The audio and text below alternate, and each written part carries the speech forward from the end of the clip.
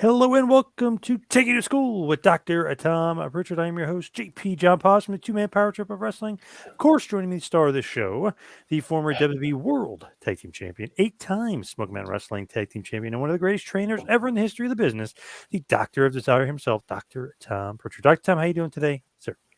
I'm doing great today, John. I can't wait to come up to New Jersey in a couple weeks and see how everybody up there is doing. But I'm doing great right now. Thank you very much. Thank you for asking, by The the way. beautiful, beautiful state of New Jersey, yes. I've always loved New Jersey. Yo, you live off what exit? You can Yeah, go to Asbury Park. I Yeah, do, there's a few exits there. Yeah, but yeah, there are. yeah. Okay. Anyway, So anyway, here we are taking to school. Wanted to talk to you about the Steiner Brothers, but before we get into that, you were at Raw. You were in Knoxville, Tennessee. How the hell was Raw? How was the show? yeah. Well, the show was good. The show was entertaining. The show was.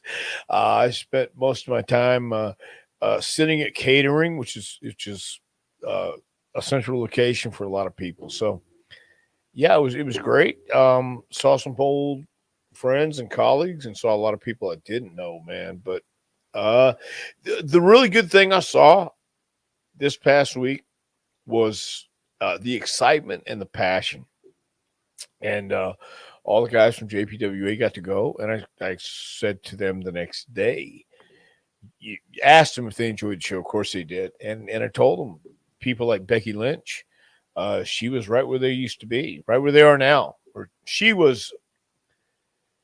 Anyhow, I said she once was where you guys were at, and it's true because she Right. traveled all the way and she did seminars. I did a seminar years ago in Washington that she attended, and she told me she told me Monday night, and I thought, man, that was, I don't know, over 20 years ago.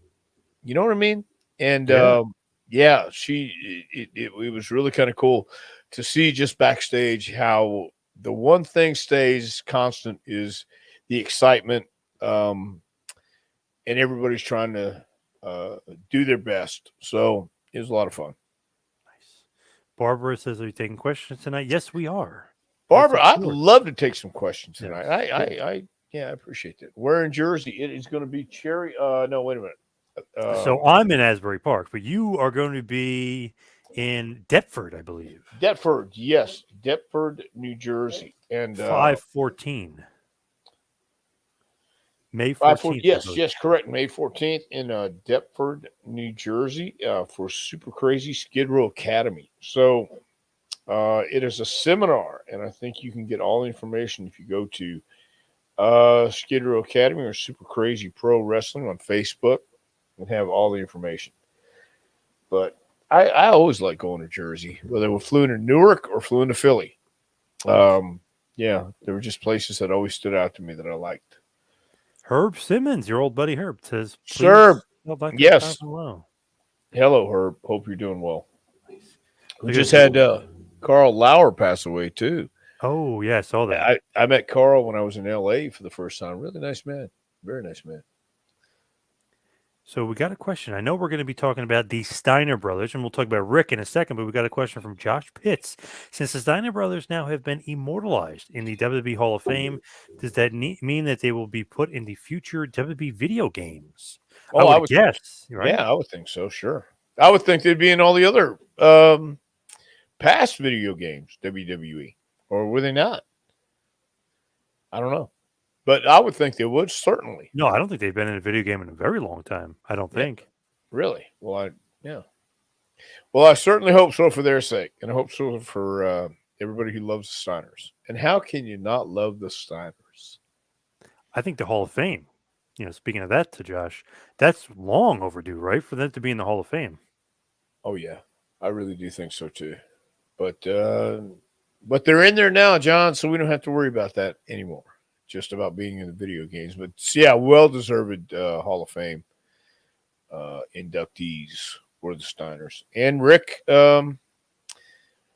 I thought Rick did a hell of a speech. So did Scott, and anybody who knows Scott knows that man, that's again, you talk about authenticity and realism. That you never knew with Scott. So and I've watched some of his old stuff again, just showing our students. But this is the guy when he walked in the ring. People believed that there was a possibility he could snap. I mean, Yeah. the way he talked, the things he would do on a promo and things like that. So definitely a case study for you, for anybody coming up and wanting to learn the business, not just tag team wrestling, but both Scott and Rick were great singles wrestlers too. And once Scott found the big bad booty daddy, is that what it is? Yep.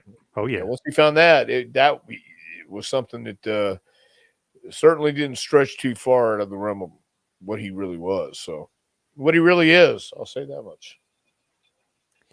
Jimmy, big fan of your Smoky Mountain work. Me too, actually. Well, thank you very much, Jimmy. That was a lot of fun. That's why we moved. One of the reasons I moved back to Knoxville, because Knoxville was always a lot of fun. Here's a funny question. He says, "His brother love your brother?" And I think we all know that answer is yes. Well, hold on. Brother love is everyone's brother. We're all brothers through brother love, I think. McGannon here, Sky Jellyfetti, interesting name. You had the best match at SummerSlam '93 against the Steiners. We're going to get into that in a little bit, but yes, I totally agree. Well, I thought we had a pretty good match that night, especially. I don't know if it was the best match. I think that's a matter of opinion. I thought it was the best match, but I appreciate you thinking it was the best match too. Yeah, we had a good time that night. Detroit was hot. Where can we buy the book? We were going to mention that obviously later on, but I guess you can mention it now as well. Why, sure. If you go to jpwrestlingacademy.com, it's on the front page. You just click on it. It will take you to Amazon, and you can order it. Also, you can order an autograph book if you go to PayPal. $25 to Dr. Tom Prichard at AOL.com. And we can do a personally signed autograph book. Here's a good question from Barbara. You said you wanted a question, so here we go. Sure. I always thought Dr. Tom was far more talented than his brother Bruce, yet Bruce gets all the credit. Why is this? Thank you. Yeah, take that. This is going to be a big one. That's it. Yeah. Well, I'm very dry mouthed tonight. Bruce is extremely talented, a lot smarter than I ever was, and he understands. He understands what we do in the ring is that much, and it's really the outside part that counts. And he's very talented on the outside part. He understands how to talk to people. He understands how to listen to this one, negotiate, communicate, regulate. And I just wanted to wrestle my whole life. And once I got to the point where I was training people and got on the other side of it, I saw it's not so easy. And of course, being brothers, you're going to have your ideas about what's he doing to get the reaction he's getting or get the opportunities he's getting. And the fact is, he understood business better than I did, a lot better than I did. So I can't explain why things happened the way they were, but I know it was my fault that, or my decisions that led me to where I am today. I have nobody to blame but myself, if there's anything to blame about. So, would you say he was a better politician? By all means, I certainly would. Yeah, but that's life. I mean, you have to be better at life. You have to know how to conduct business, talk to people, get along with people. And that's not everybody can do that. So wasn't my I think we are who we are, and we even as a child or even growing up in younger days, you establish who you are right off the bat. Some people change, but I think right off the bat, I always looked at life as it's a playground and it's a work, and I never took it seriously. Never at all. I had my goals, and then Bruce had his goals, and we both had opportunities. We both grew up in the same wrestling environment, and knew Paul Bosch, but I had this idea of traveling the world, just being a gypsy, being that vagabond, being that, hey, we're on the road tonight, that kind of stuff. And I didn't care about what was coming next.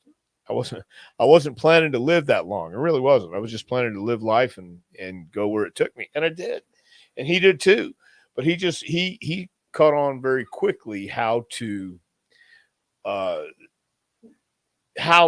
make it work and be a businessman. And I got to tell you, I fell short many, many times. Mike Miller just met Scotty Steiner, super nice guy. How do you like that? Well, yeah, I always thought Scott was a nice guy. Rick is a nice guy too. Rick's pretty intense. They're both intense when they want to be. Question from Jimmy: did the Steiner brothers take liberties with you guys at all during your matches? They seem very stiff for the time. Never. Nope. There was total pros, and I think it's a testament to how talented and how professional they were to make it look that stiff and to make it look that good. But no, total pros and good people. I've talked to several guys, and it just looked like, oh man, they killed you with that one, and they would say no, and I'm like, wow, they are that damn good. I mean, obviously they can throw guys around, but they didn't. It looked like they were killing everybody. One of the biggest things that I always point to, I worked with Stan Hansen opposite of a 6-man tag, and they beat me, of course, with the lariat. And Stan says, okay, I'm going to bring it. And I said, great, cool. Never felt it for real. And it looks so good. It's solid. But the difference between solid and stiff is it hurts. Stan didn't hurt. It was in a safe place, but he laid it in. He's a big man. It would look like shit if he didn't. And he didn't hurt. Didn't kill me, didn't hurt me. And that's the mark of being a professional. And if you can make it look that good, that's the art form. And know when to. It's fascinating when you know somebody who can lay it in, make it solid and good, and also somebody who can lay it in and kill you if they want to. Two different feelings, two different attitudes, but that's what made those guys, especially like a Brody or a Hansen. Brody's different, I think. Brody was. Probably took liberties with people a lot more than Stan did, no doubt. But the great thing about it is having somebody that can make it look like it's stiff and it hurts, and it really doesn't. When was the last time you talked to James E. Cornette? Josh wants to know. Been a little bit, but he's busy. I'm busy, so we touch base when we can. But I think it was around Christmas time. And that was it. What is your workout music? What do you like to whatever. listen to? Yeah, whatever's at the gym. I don't put headsets on anymore. It just gets in the way. So whatever's playing at the gym, I can't hear anyway, and I kind of tune everybody out. So, and I've worn the headsets before, but they get in the way for me. I take my glasses off when I work out too, and I do my thing, and I don't pay attention to anybody else. So I don't really, whatever's on at the gym is great with me because I can't hear it anyway. I wonder if that's the Mike Miller from like the Portland days. Portland? I think Mike would have said hello. I've known me and Mike for a long time. Herb Simmons, your buddy, back again, says, what is the number one thing lacking in the business today from the boys? I don't know that it's lacking as much as it's being allowed.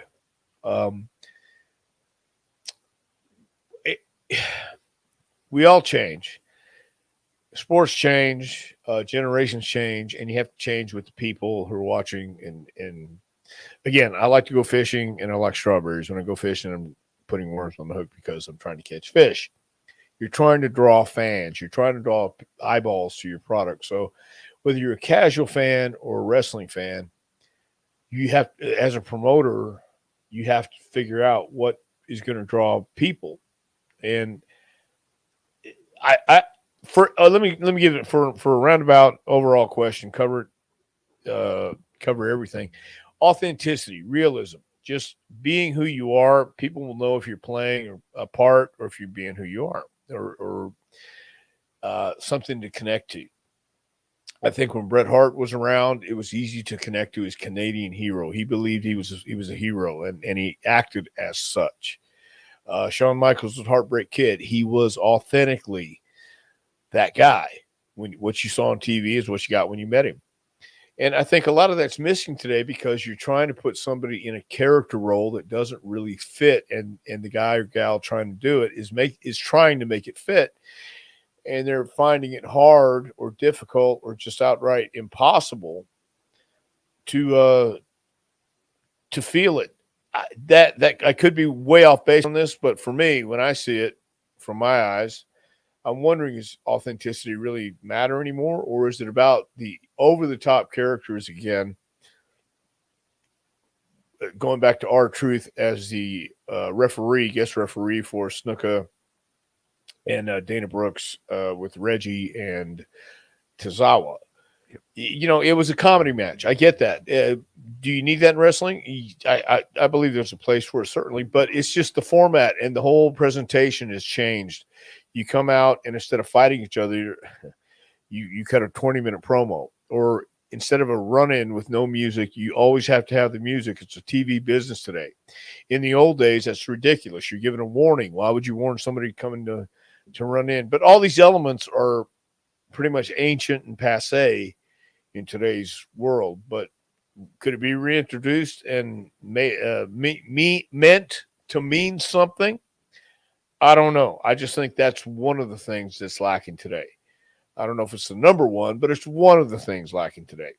We grew up, you and I, John, on a different brand of wrestling, different kind of wrestling, where it was presented in a different manner and fashion. But we still had the comedy stuff. You still had the guys who did the gimmicks, and it was meant to be entertaining, always meant to be entertaining. But then you had your guys who would go out and do the real I would say more serious matches. Like people would say the preliminaries are fixed and phony and all that stuff. But boy, when the world champion comes to town, that's real. They're really fighting there. So I heard that so many times, and it really made no sense because you're wrestling the same guy who's there in the territory, doing the same stuff. But either way, I think that is missing, but I don't know if it's needed today because we do live in a different culture and a different world. So it's hard. It really is hard to say unless you have your ear to the ground or you're right there involved in it. So at least that's what I think, Herb. Jackie Howard, who does the Steiner brothers make you think of when you think of guys from the 70s or the 80s? Wow, I don't know if I can pinpoint anybody specific because the Steiners were pretty unique. You had Scott. Gosh, his heyday 240, 250, who could do this Frankensteiner, who could do this these really agile moves. I don't know. I really can't. And nobody really stands out as far as the Steiner brothers, except maybe the Sharp brothers, but I haven't seen enough of them. But that's going way back.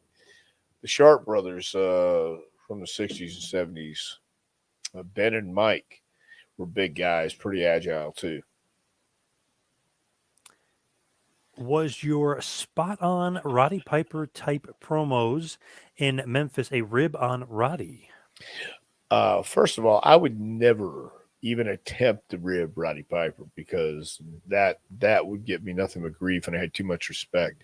That was something, again, I think came naturally, but at the same time, being around Piper, listening to Piper, and seeing the kind of person he was in the back, seeing the kind of guy he was that everybody respected and everybody just he was such a, I want to say a stand-up guy, yes, but he was a you got the idea. He wasn't, there was no pretense at all, none, and he had respect from everybody. He earned it. So I think it was one of those things that came. I was trying to figure out a way to do it. And when I did it, yeah, I knew I was ciphering Piper to come in. But he called one time when my dad had a heart attack and we were at home in Houston. I answered the phone. And he was asking for Bruce, and then I found out it was Roddy. We said hellos, and I said, "Look, I know I've been doing you on TV, but if I was going to copy anybody, I was going to copy the best." He says, "No, it's okay. Keep doing what you're doing. It's cool. I don't mind. Keep it up." So great, man. But I know what else is he going to say? He's that kind of guy. No, stop doing it right now. Change. But it was one of those things that at the time for me, it was more natural. And I know it sounded like Piper, so I wish I wouldn't have done it now, but I did it. So no rib on Roddy, and he was very nice about it. So I just had nothing else. I never thought I was going to New York. So there you go. Nice. Yeah. Back to the Steiner Brothers. John Hancock. Thoughts on Scott Steiner's run in WWE in the early 2000s being derailed by Triple H? Well, my thoughts. I really haven't thought about it, but once again, I think it comes down to Scott knows what the business is, and he knew where he's coming. He knew he had to have known. Let me say this: my assumption that he knew, but I would assume he would understand and know what he's getting into, and how to prepare for it, and what to do when it happens, and that's kind of my thoughts on it. I don't know the whole details. Nobody's told me how it worked, but looking from outside in, it's all about the game and how you play it. Yep. So there you go. Kind of fits right in. Scotty Steiner said in a few interviews that they kept requesting him to take drug tests, and he finally got tired of them asking. He said, "You know what? Send a limo. Triple H better be in the limo, when Right. you send it to me, and then I'll go with it." He said, then they never mentioned it to him again. But that's the thing, it's like you have to know that, and you have to know what to do to do what you have to do. So once look, I think once anybody gets past a certain age or certain point in life, you understand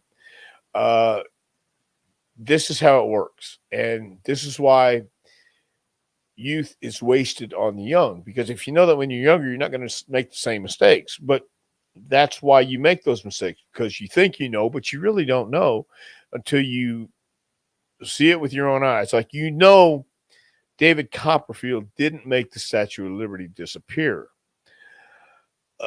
So, I mean, once you understand it's a trick, and the what you're looking at isn't real, it's an illusion. You understand it's an illusion, and you look past that and you see what's happening for real, instead of like, oh no, we never meant to do that. Oh my God, how can we? What a mistake. Oh God, oh man, gosh, I'm so sorry. Instead of what's really being said, because that's the way it's done. At least that's the way I've seen it done, and believe it's done pretty much anywhere you go. We can't do that in polite society. You have to do it with an illusion. Going back to the Steiner Brothers, when did you first meet them? Was it literally in 1993 before SummerSlam? Was that the first time you ever met those guys? Yes, it was. It was 93, and quite honestly, we didn't know, and I didn't know how they would be or how they were. If they were one of these, if there were a couple guys who don't like selling for midgets, all these guys are too small. Oh, what the hell are we doing? Well, we were with Jim Cornette, and they had a history working with the Midnights. And Jim always liked working with them, and they loved working with Jim and Dennis and Bobby and Dennis and Stan, or Bobby and Stan. So when we went in, they were very cool. They tried to rib us like one night, and by saying something like, "Oh, we're not doing that shit," or something with those guys, just trying to rib. Then we knew it was a rib because they couldn't keep it straight either. So, but great guys.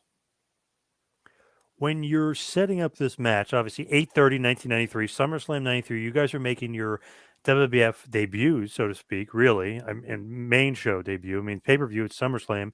It's the biggest show of the summer. what like goes into the match? Are you leading the match? Are Steiner Brothers leading the match? Because it is technically your first match, but you guys are the heels. Yes, but again, Rick and Scott had had so much respect for Jim Cornette because he had set up their matches in WCW, working with Bobby and Dennis, or Dennis and Bobby, or Bobby and Stan, or Dennis and Bobby. It didn't matter. Usually it was Jimmy and Midnights who set up the spots because they knew how to shine baby faces, and the Steiners loved working with them. It was a lot of fun. So when we got there, Jim already had an idea for the match, and all that's so great because you walk in and say, "Hey, what do you think of this?" Boom, boom, boom, boom, and they say, "Love it, great." What's there to argue about? What's there to be unhappy about? And that's when it's really fun. And working with guys like that who understand you have to do things in the match to get people into the match. And again, I say it one more time, they were all pros the entire match, the entire night, the entire time. You guys actually had several matches in Smoky Mountain as well after that. So more towards the fall of '93, but a bunch of matches, even getting some wins via DQ, I guess. And when they beat you by DQ. So I guess keeping everybody strong in Smoky Mountain when you guys are wrestling. Well, Scott brought his dog down too in the Coliseum in Knoxville, and I don't know if it's still out there on YouTube. It was at one time, and the dog knew how to work. Okay, so let me get this straight. Jim tells me this. He says the dog knows how to work. I say, really? How we're gonna call the spots to him too? And it's like, no, he'll work with you. I promise. So we get out there, and back in the locker room, Scott Steiner is messing with Jimmy because Jimmy's terrified of this pit bull, and Scott's leading him on, egging him on to go get Jimmy, and Jimmy. Yeah, it was hilarity ensued, but in the ring, we did a spot and I rolled out and the dog was outside and came around as I fed in front of the ring. The dog goes for a bite and he gets right to my crotch, like gets that close to my crotch. And I sell it because it looks like he got me. And the dog knew how to work. So anyway, yeah, it was a lot of fun, man. And in Smoky Mountain, when they came in, it was no pressure. They came in, did their job, had a match, and we had our spots down. We had our feeling down, and the people enjoyed it.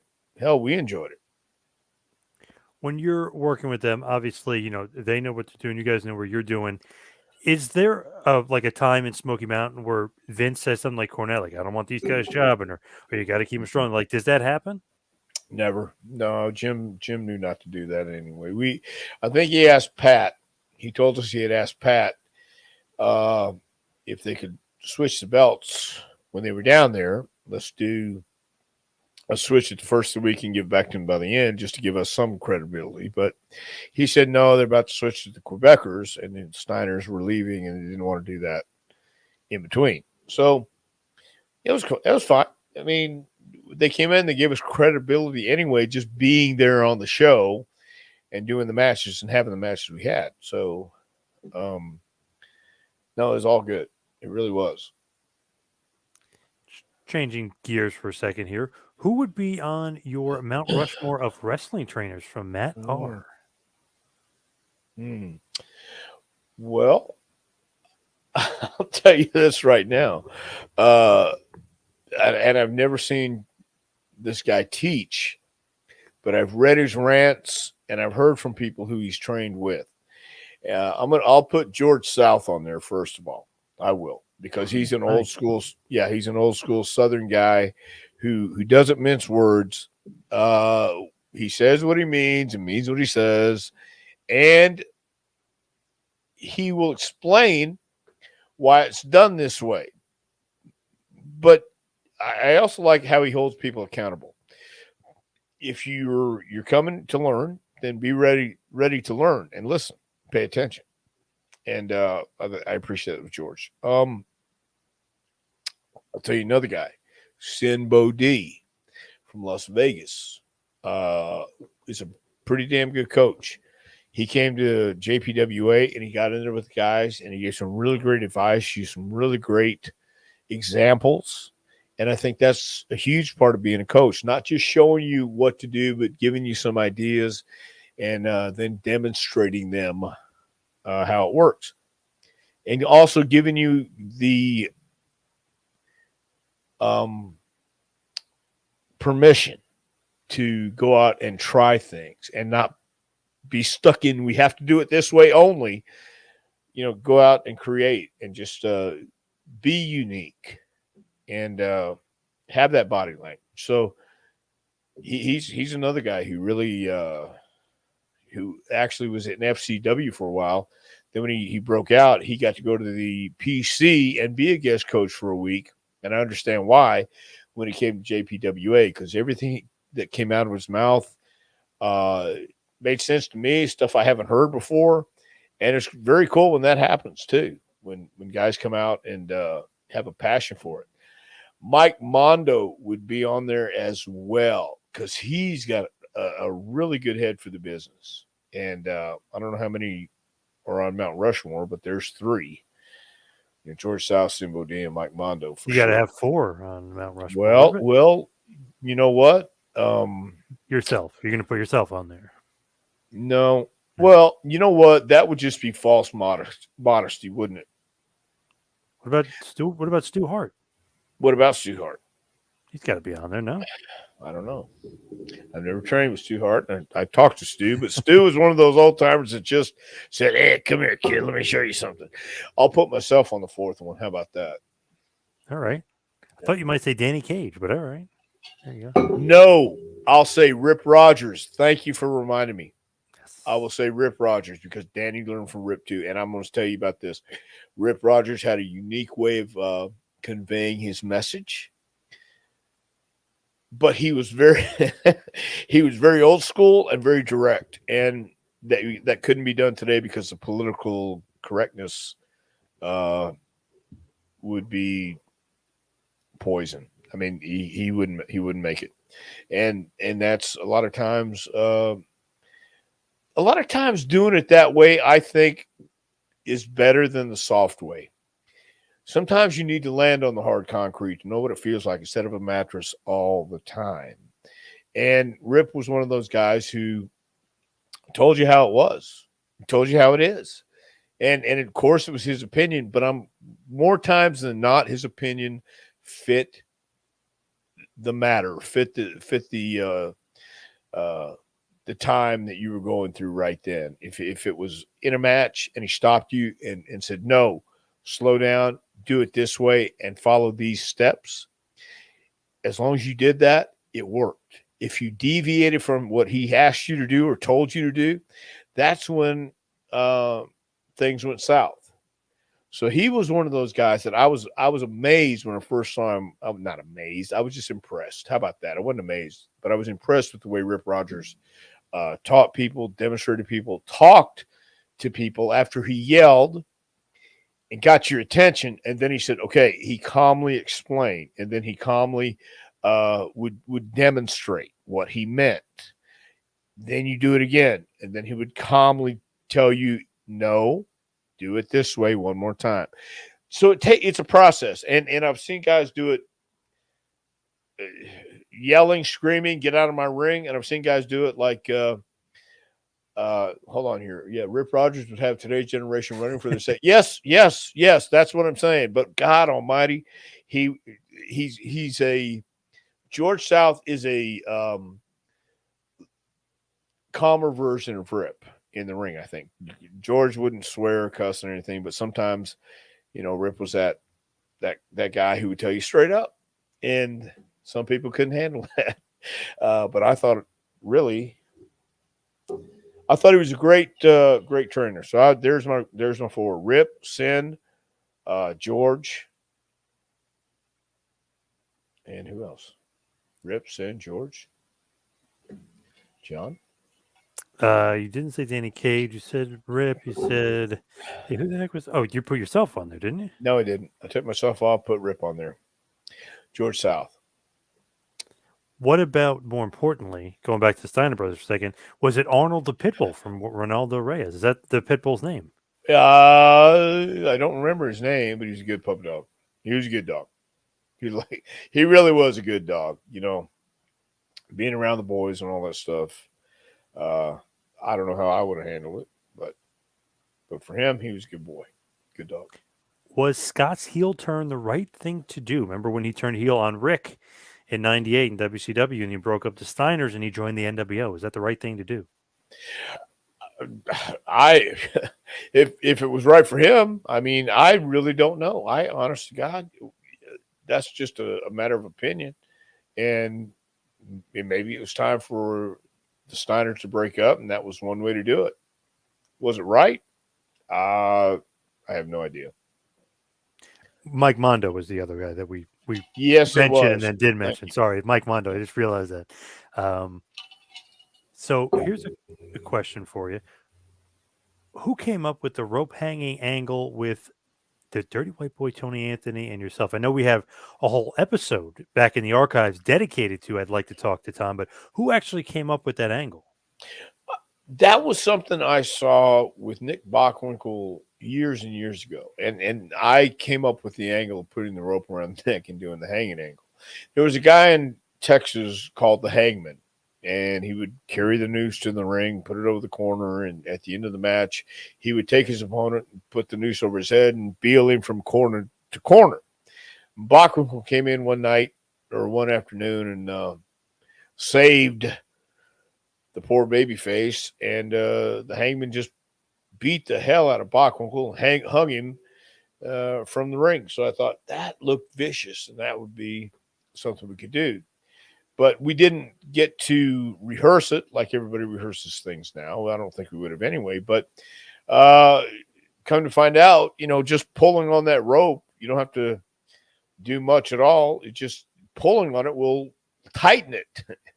And we didn't realize how far it was from the interview platform to the ring. And, we just had to improvise. So, but that was my idea.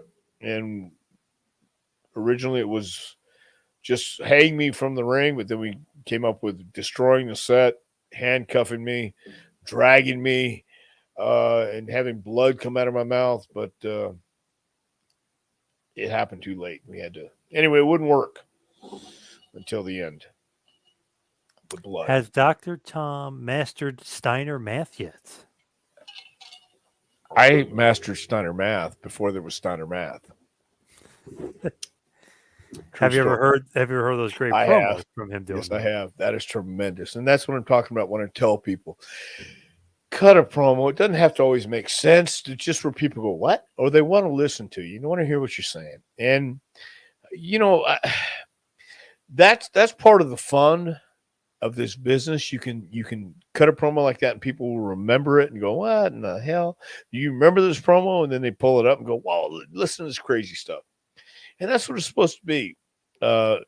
Especially back then, professional wrestlers were on the outside of society and polite society, especially. So, yeah, Scott would say things, and a lot of guys would say things where you weren't sure what it was, but you knew you wanted to hear him say the next thing. Like Jake Roberts was such a great promo guy. Mark Lewin could be such a great promo. Gary Hart knew how to tell stories. Those were the guys that you listen to and wonder, what are they talking about, or what experiences? This is what I always thought. What experiences did a guy like Mark Lewin or a guy like Gary Hart? I grew up around Mark Lewin, going to the gym with a guy like Mark Lewin, and he was the maniac for a reason.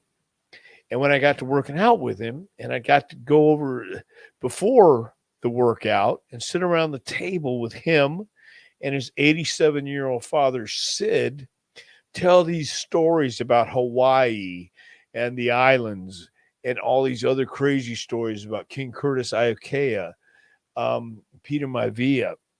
And I would want to know, this is what shaped those guys' lives and their promos. And they're talking about the third eye and the island, the mountain, Maui, whatever the hell it was.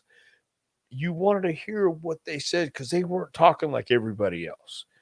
they were talking in special code, and they knew, and only a few chosen ones knew or even listened and cared to listen to them. So Scott Steiner was the same kind of guy who would say stuff. No, people would go, "Whoa, what the hell? This guy nuts." Yes, he is. May I have another?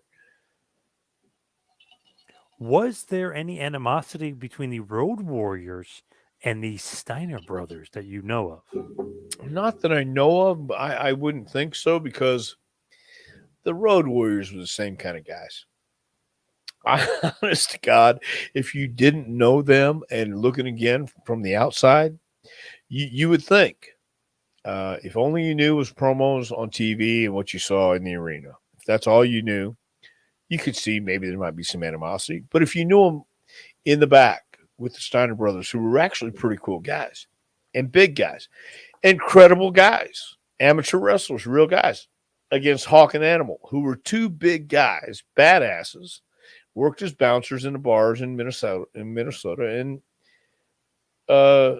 I think they knew the professionalism that went along with this was a lot better than having some stupid grudge or animosity. It just doesn't make sense. Everybody's making money and had their place. They had their place in the business. Man, Road Warrior Animal's such a nice guy. I knew him a little bit. He was buddies with my friend Vinny. And the last time I worked with him was a few years ago, but I brought him in for a show. And he goes, man, we got to prank Vinny. Like he wanted to prank him on my phone. Right. like kind of mentality, but it's so funny. It's like this gigantic guy. He's like, we got to prank your friend. I'm like, you're, our Dude, buddy. And back then, most of the guys had a sense of humor. Most of the guys, when you go in the locker room, Hawk was one of the funniest guys. Joe was a little more reserved, and he was more the guy who was doing business. But as he got older and later on, as I got to know him even more, he was funny. He was entertaining. Just wanted to have fun in the business and wanted to be a part of it. And but most of the guys back then had a sense of humor, and the locker room was a great place to be and joking around and having fun. Hacksaw Duggan, one of the most entertaining guys, but the funniest guy. And one of the most well-loved in the business was Brad Armstrong, who would come in and make everybody happy and have a good time. So that's, when Herb asked about what's really missing today, that's another number one. That would be probably the number one thing. The camaraderie or the happiness and just a lot of fun. Again, that was a different model back then. You're working 5 nights a week in a territory. But even on the planes, even when you're flying and going different places, there was a time when the boys were having a lot more fun, and it was joyful backstage. Not that it's not now, because I'm not back there. I don't know, but I think getting off the phones, because a lot of guys in the locker room are on their phones and even texting guys from this side of the locker room to the other side, just a couple feet away. You're texting somebody with your phone. but that's where we live today, and that's how we live today. So, good question here from Ibsen. Did you ever see the Steiners pull nasty ribs on people? Rick taping up Dink, both Steiner brothers slashing Ludwig Borg's tires. Many shoots throughout the years have them pulling crazy ribs. No, I never saw the Steiners pull a rib on anybody. Actually, I didn't know they slashed Ludwig Borg's tires. I don't know why they would do that. That's not a rib. That's vandalism. So there's a difference. A rib is funny, to somebody on this deal. This is just nasty. I don't know why that would happen, but they might have had a gimmick, had an angle going on backstage. I don't know. Our friend Lash LaRue used to say that they pulled a lot of pranks on Disco Inferno. Disco says no, that he was buddies with them, but he has said that they pulled some ribs. Disco even admitted a few times that he'd tape him, like Rick and Scott would tape him somewhere so he couldn't get away, right? Or they'd be on a jet ski. They'd knock him off the jet ski so he couldn't get back on. Right. Well, that's a rib. Yeah. I mean, in wrestling, if they don't like you, they ain't gonna mess with you. But if they like you, sometimes it's being part of a rib. I don't. Apparently, during a live show, I guess it was a house show, they stripped DDP naked many years ago and taped him up so he couldn't, and they threw him out where the fans were. Yeah, well, that might happen too. And I just saw Rick taping up Dink. Now that Yeah. I think probably did happen. I mean, Yeah. you know, I would see that, but once again,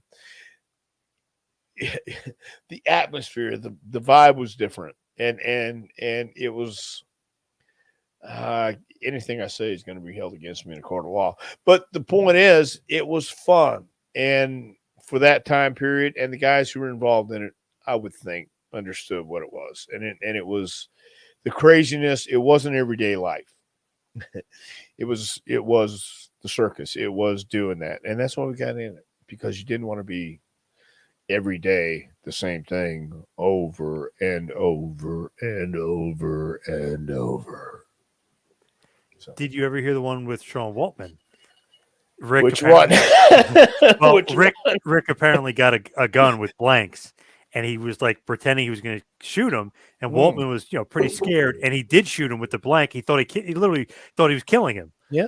It's because he thought Rick was nuts. What was he doing? But he shot him with a blank, and they're all Well, laughing. those blanks, as we've known through the years, can hurt somebody Yes, and yes. kill somebody. So he's lucky he didn't get in trouble. But I know because I got into this on the Twitter thing with Taker talking about when he walked in, you had real men in the locker room with guns and knives and all that stuff. Okay, Yeah. well, again, a different era, different time in history. And I don't expect anybody to think that would be normal in a normal society, but this wasn't. It's in the wrestling society. You had your own society. Right, wrong, or indifferent. If you were going to get into this, and I would venture to say, even to this day, although with WWE hiring really real athletes out of college, and I hate to say that, real athletes out of college, just because that was what it was back then. That's what it was back then, and then people understood that.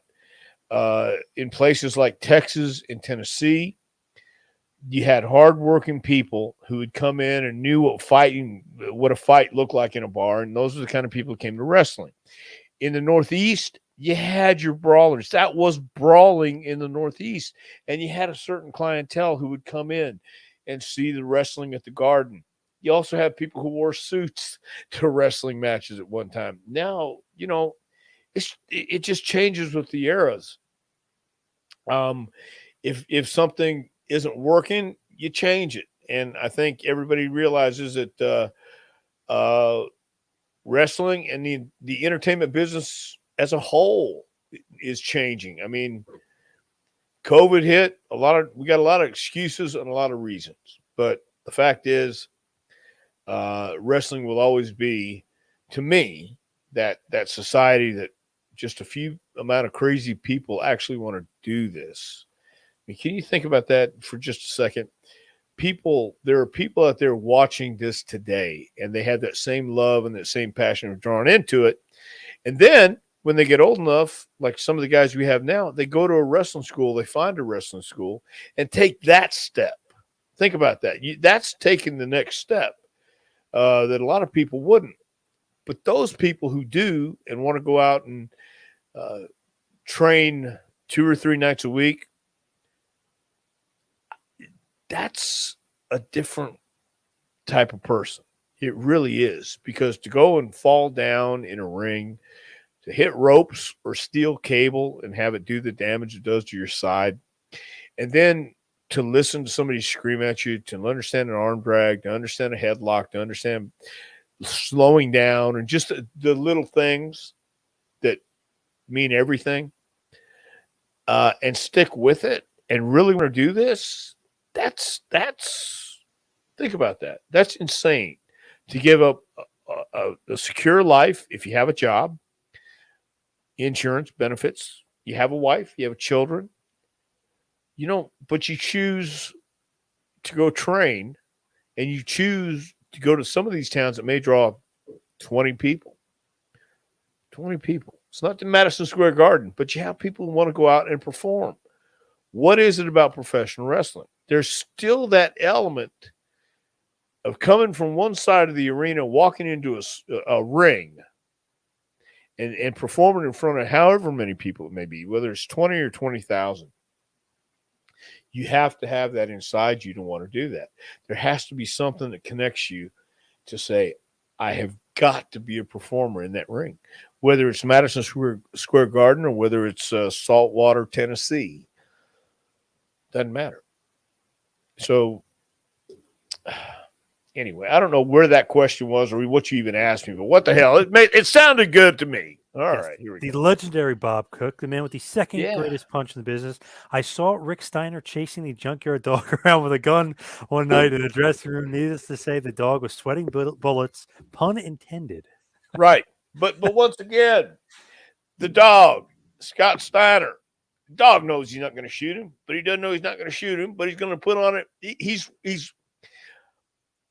in my opinion, I think they were both having fun working.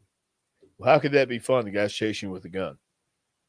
I don't know. You're cutting a promo. You're doing a vignette. Whatever it is.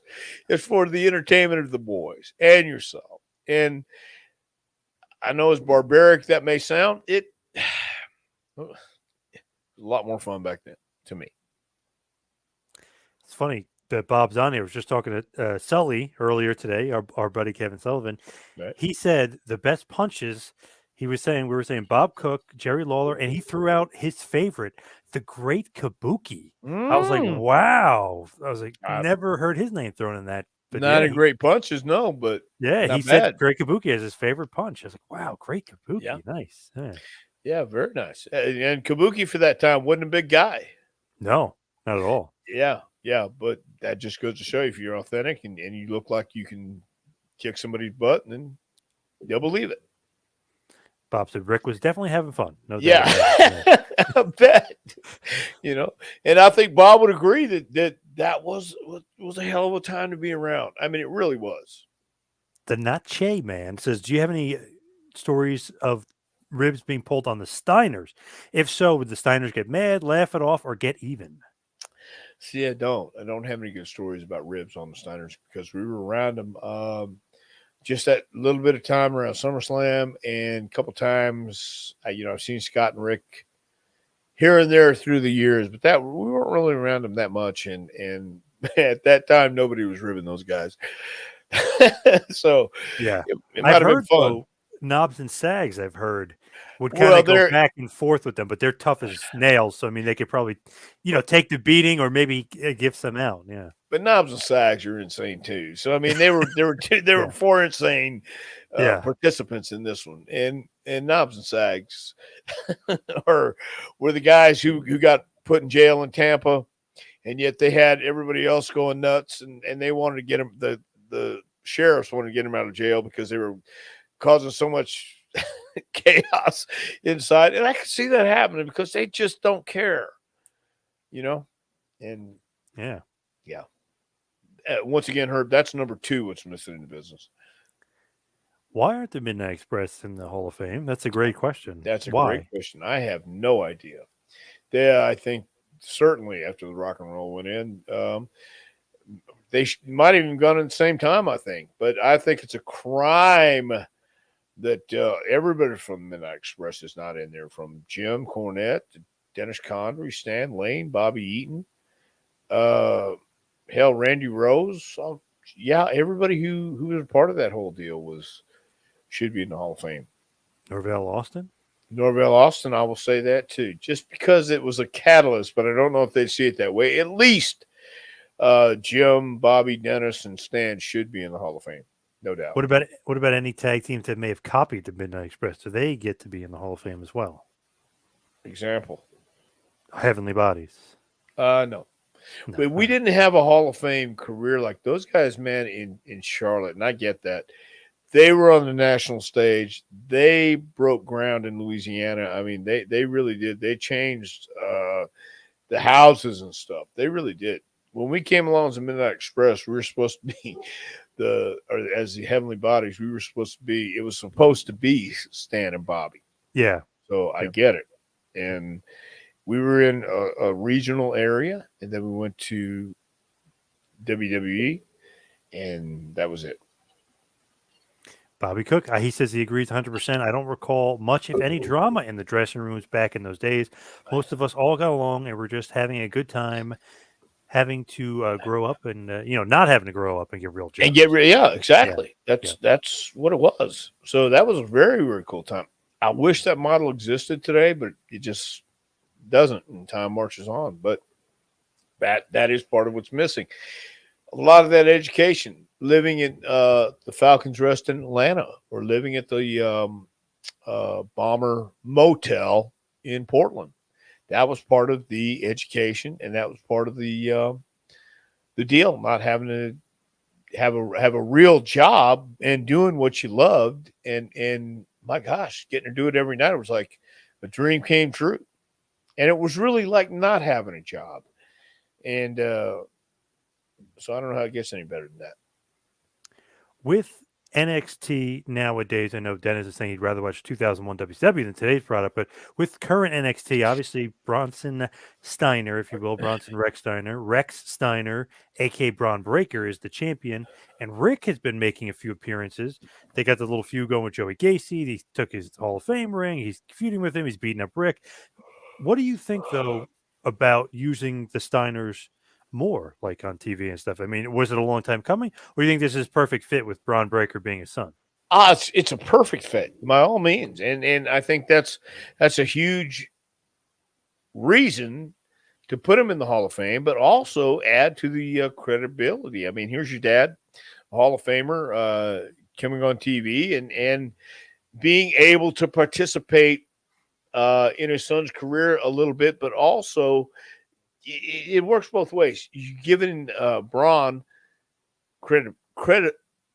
credibility, as well as giving you credibility in the business, to help out other people who are there. NXT. While Rick is there, he's able to talk, he's able to scout, he's able to give his opinion and ideas to those guys too. So, I mean, when you're there, when he's there, I'm sure they're not just using him in this one angle. It helps everybody in the long run. And the Steiners have that Hall of Fame background. They've been in the big matches. They've done the big angles. They have been a credible team and credible singles wrestlers from pretty much the beginning. And so I think it helps everybody all the way around for Rick to be there and help his son and help anybody who asks. Interestingly enough, 2005, you got a victory over Rick Steiner for the NWA Alabama heavyweight title. Don't know if you remember that. Oh, I do remember. That was horrible. Horrible match. We were not on the same page at all. Not at all. That wasn't his fault. So it's not like SummerSlam 93 then? Not near as like SummerSlam 93. Also, this is an interesting one, WrestleCade, which always, Thanksgiving weekend, they always put on the best shows, conventions. They always have great matches. Tracy and the boys do a great job over there. But here's a four-way match. The Steiner Brothers defeat the Faces of Fear, the Rock and Roll Express, and yourself and George South. What the hell? I'll be right back. John, I'll be right back. Hold on. Oh, okay. Dr. Tom will be right back. He's going to get something. I don't know what it is. Let me see here. Let's see if we got some good questions, just maybe that I can answer. Oh, almost got his name right. He's impressed. That is a hard one. Yeah, is it not Che, man? That is a tough one. But Dr. Tom will be right back. Let's see. Does Dr. Tom know who Dan Morade is? I don't even know who Dan Morade is. That's a good one. We'll have to figure that one out. Did he ever see Haku in a bar fight? Everyone said he was the toughest and not someone you'd want to fight.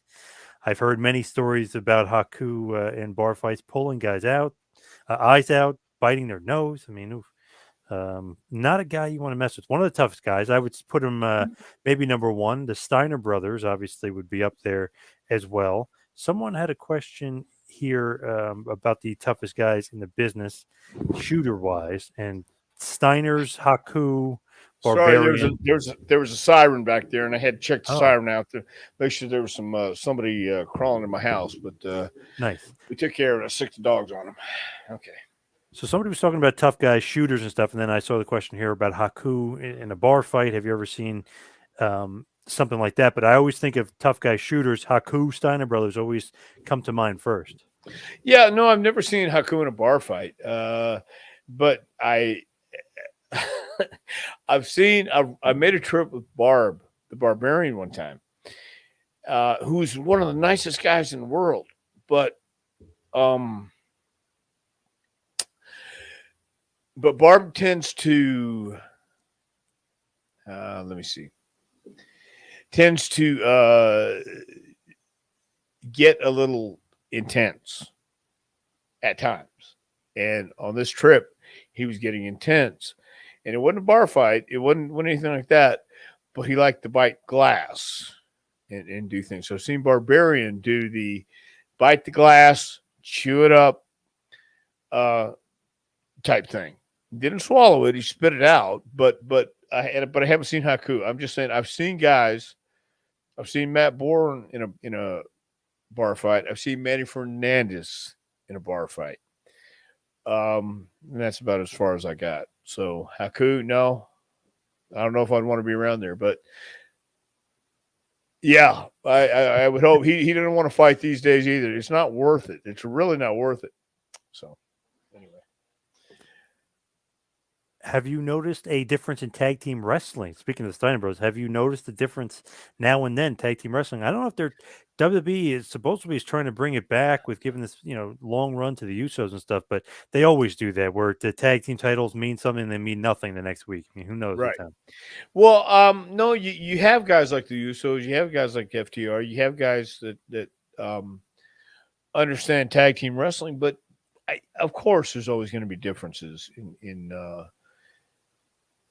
different eras, stuff like that. I've noticed it, but I think that's the way it's supposed to be. You're supposed to either evolve or change, or with the times. You can't have necessarily guys like the Infernos, the Von Brauners. I'm talking about guys that I grew up watching. Okay, those are the guys I judged tag teams by. Then later on, as I saw the British Bulldogs and saw the Hart Foundation and things like that, those were actual teams that knew how to work together. Tag teams are different today because that's what it demands. So Matthew wants you to say hello. Hello, Matthew. Matthew Holland. Nice. Here is a good one, and we'll just take a couple more before we leave. Okay. But I'm a big Rickroot fan. So you have any good Rickroot stories? He loves his matches with Warrior in '88 and '89. I was only around Rick a couple times too. I remember. Again, this was. I don't know if I should sell that, but Come on, Rick's passed away. Come on. I know. But Dustin Rhodes and I were on the same flight going somewhere. We were doing a switching planes. We had about an hour in between planes. We got off the plane. We saw Rude and Austin Rude coming in one way, Austin going another way. And we all met up at the same place and said, hey, what are you guys doing here? Well, we got a layover. Cool. Let's go to the bar. So we went to the bar and spent 45 minutes in there for that layover, and just talking.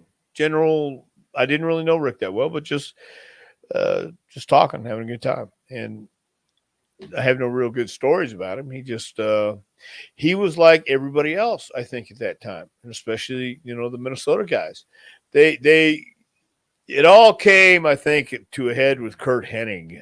He was their guy that everybody looked to, and I can understand that. I was in Oregon with Kurt, and he knew how to make every minute count. I mean, he lived life to its fullest, and in the locker room, at the shows, on the way to the shows, all those guys had a great work ethic and sense of humor, and made things fun.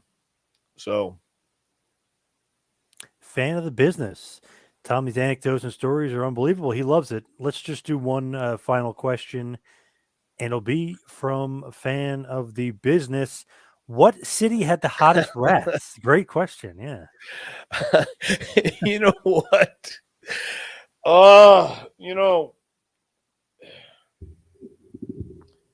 Let me say this, John, because that seems so horrible in 2022, does it not? I mean, it just seems so horrible to live that life, live that way. That being said, though, is it Pensacola or? No, what I'm saying is, I said this to someone not too long ago. There are no real rock and roll bands anymore. He says, "Yeah, they are." He started naming off the bands. I said, "No, you're missing the point. There's no Doors. There's no Beatles. There's no Van Halen. There's no Alice in Chains. There's no being pirates on the road and coming into the town and just, lock up your daughters, lock up your wives, lock up your back door, run for your life type kind of guys. AC/DC wasn't around anymore. These guys would come and purge and pillage the entire town. It just doesn't exist anymore. But that was what it was. And that time period, I romanticize the 70s concerts in the 60s. When it was a dark arena, the lights would go down, or the arena lights would be on, then the lights would go down, the band would hit the stage, and it wasn't Kiss yet, but it was, the Zeppelins. I even saw Frank Zappa live, and it had the same vibe. Saw Guns N' Roses and Motley Crue a few times, and you just knew debauchery was abound. You knew that, and it was the same thing with wrestling. Everywhere you went, you had somebody who wanted to be around. And yeah, but when you say Rats, the good old days, I mean, it just sounds like such a horrible thing to do. But at the same time, everywhere was great. I mean, everywhere had. I don't know that I've been anywhere that I didn't have a good time. You know what I mean? It's like even the bad times, even in Memphis, when the towns were horrible, the pay was horrible, you were rooming with somebody else, and you'd get up, you'd go to the gym, then you do what you had to do before the town, and you got to the town, and it was that culture. And well, let me tell you, hold on, we didn't. That's not even a good question. but everywhere was that, because people, you had, that was the culture. You had fans who went for various reasons. Some were because they loved the action, some were because they loved the boys and the action, some because it was just, that was their meeting point. So yeah, like Bob said, they were good old days. But today, again, in polite society, isn't this ironic that everybody talks about cancel culture and being polite and all these horrible things that happened in the past? Yet look at what's going on today. I'm sorry, but I think that's like the kettle in the pot. And I don't see a problem with it, but I can understand how some people look at it and see how revolting, how barbaric, archaic, and oh my God, how could you have been so horrible? There were always willing participants, and it was always cool wherever we went. At least wherever I went, it was. So the best Pensacola, the worst probably Memphis. My guess. No, not at all. There was no cities that was worse. Oh, everywhere we went, they were great. You had great everywhere. It was fantastic. I can't pick just one. You know. So let's head towards the plugs. Let's talk about your book, A Pro Wrestling Curriculum, Advice, Suggestions, that, didn't you? Yeah. Stories to help the aspiring pro get to the next level. Dr. Tom, where can they get the book? Mention that again. The smelliest rats. Who even asked that kind of question? That was Dennis. I know it was Dennis. Yeah. That's what I'm saying. Probably a friend of yours, John. I'm really sorry. Could be Dennis Condry for all we know. No, well, good point. All right, you can get this book at jpwrestlingacademy.com. It's on the front page. Just click it. It'll take you to Amazon. jpwrestlingacademy.com and check it out. You can follow me on Twitter and Instagram at 2Man Power Trip. You can follow Dr. Tom on Twitter at Dr. Tom Prichard. Check out my website, tmptempire.com for more. Go to prowrestlingtees.com for a Dr. Tom shirt or a JPWA shirt. Dr. Tom, what else you got going on? Anything good? You know what? I do have some things going on. I need to mention them because it's happening just next week. I'm going to, it is Lancaster, Ohio on the 7th of May. And I'll be doing a seminar. I'll also be at the show that night at the fairgrounds. So that's coming up. And again, Deptford, New Jersey is coming up on May 14th. So some cool things coming up, and hopefully I'll see you in Jersey. Yes, definitely. Did Stan Lane get the best rats just to sneak in the last one? I would say yes. I would Stan say did yes. very good.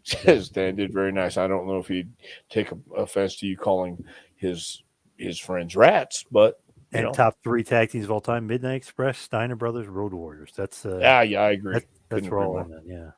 Yep, very cool. But thank you everybody for listening. We'll see you right back here next week for a little Take You to School with Dr. Tom Prichard. We'll see you next week, folks.